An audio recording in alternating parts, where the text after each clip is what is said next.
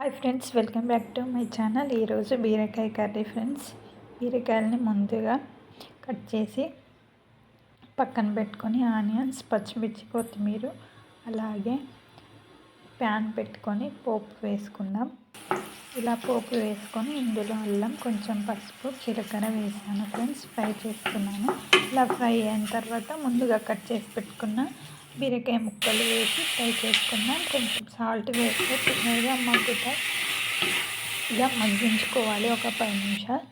ఇప్పుడు కొంచెం కారం వేసుకొని కలుపుకొని ఒక 5 నిమిషాలు మగ్గించేసుకొని లైట్గా వాటర్ వేసాను.